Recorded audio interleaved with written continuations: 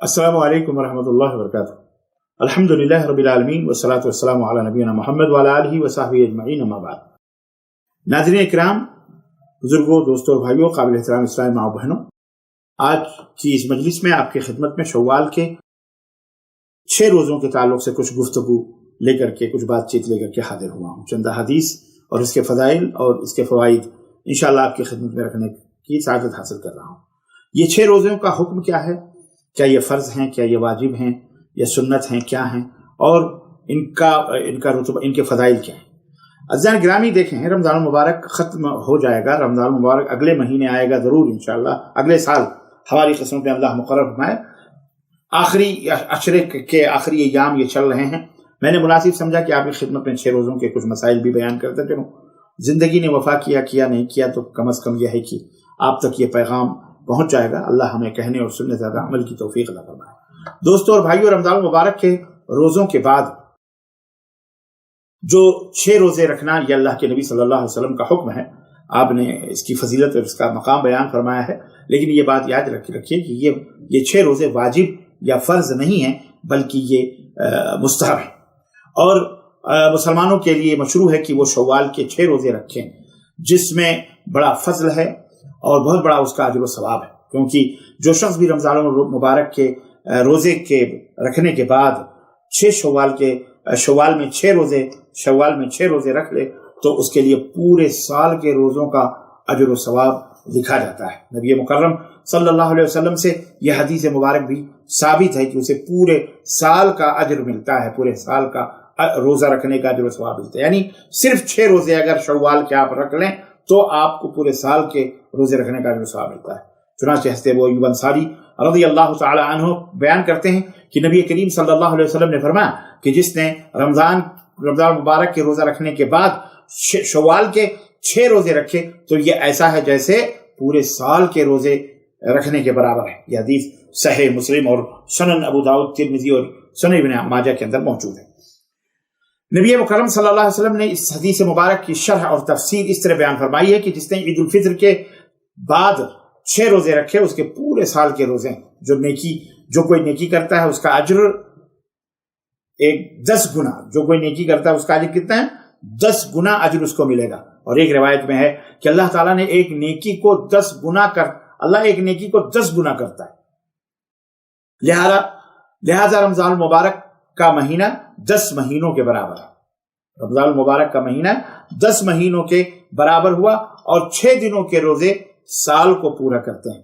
یہ روایت سنن نسائی، سنن ابن ماجہ اور اسی طرح صحیح الترغیب و ترہیب کے اندر آپ دیکھ سکتے ہیں۔ اور ابن خزیمہ نے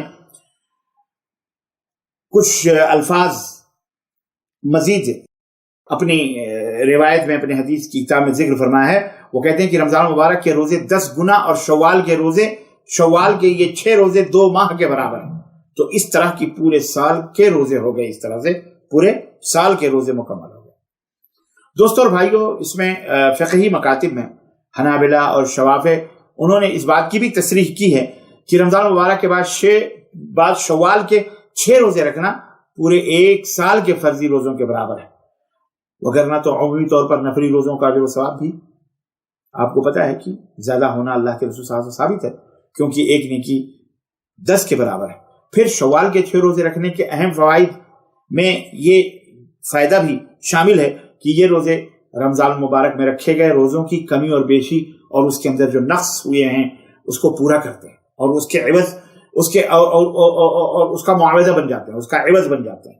کیونکہ روزے دار انسان ہے، خطا اور نسیان، بھول اور چوک، کمی اور بیشی ہو جاتی ہے، گناہ بھی سرزد ہو جاتے ہیں، زبان بھی بدل جاتی ہے، گالی گلوچ بھی کبھی ہو جاتے ہیں، اس کے روزوں میں جو سلبی پہلو بھی آ جاتے ہیں، نقائص آ جاتے ہیں، یہ انسان کے ساتھ ہوتا ہے۔ تو یہ قیامت کے دن ان فرائض میں، یا نماز ہو یا زکوٰۃ ہو، کوئی بھی فرائض ہو، فرائض میں جب کوئی نقص پیدا ہوگا، کمی ہوگی، تو اللہ تعالیٰ فرشتوں سے کہے گا کہ اس کے نوافل لاؤ، اس کے نوافل سے فرائض کی اس کمیوں کو پورا کیا جائے۔ تو یہ جو نوافل ہم پڑھتے ہیں، جو یا صدقات اور خیرات دیتے ہیں، یا نوافل جو ہم روزے رکھ لیتے ہیں، معلوم ہے اس کا یہی فائدہ ہوگا کہ فرائض میں جو کمی ہوگی نوافل کے ذریعے سے اس کو पूरा किया जाएगा। जैसा कि नबी करीम सल्लल्लाहु अलैहि वसल्लम ने फरमाया कि क़यामत के दिन बंदे के अमाल में सबसे पहले नमाज का हिसाब होगा। अव्वलु मा युहासबुल अब्दु बिही अस्सलाह, नमाज का हिसाब होगा। नबी करीम सल्लल्लाहु अलैहि वसल्लम ने फरमाया कि हमारा रब अज़्ज़ा वजल अपने फरिश्तों से फरमाएगा, हालांकि वो ज्यादा इल्म रखता है, उसके पास वो ज्यादा इल्म रखने वाला है, कि मेरे बंदों की नमाजों को देखो कि उसने वो नमाजें पूरी की हैं या उसमें कोई नक्स और कमी है।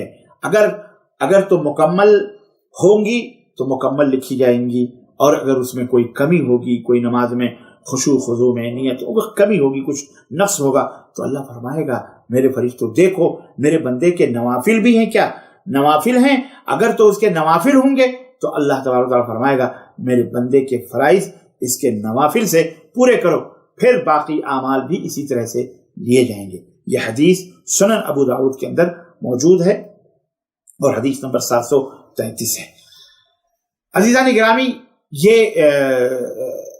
रमजान के रोजे के बाद, शव्वाल के ईद के बाद 6 रोजे आप पे दर पे रख सकते हैं।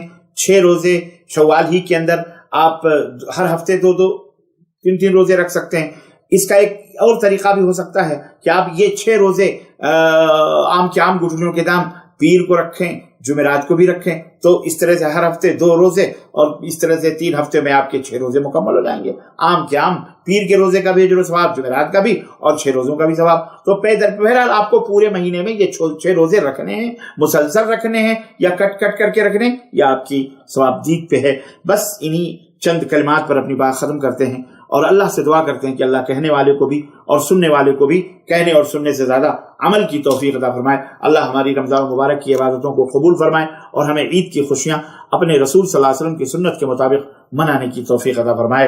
आमीन या रब्बल आलमीन। व सल्लल्लाहु अला नबियना मुहम्मद व अला आलिहि व सहबिहि अजमईन। वस्सलामु अलैकुम व रहमतुल्लाहि व बरकातुहू।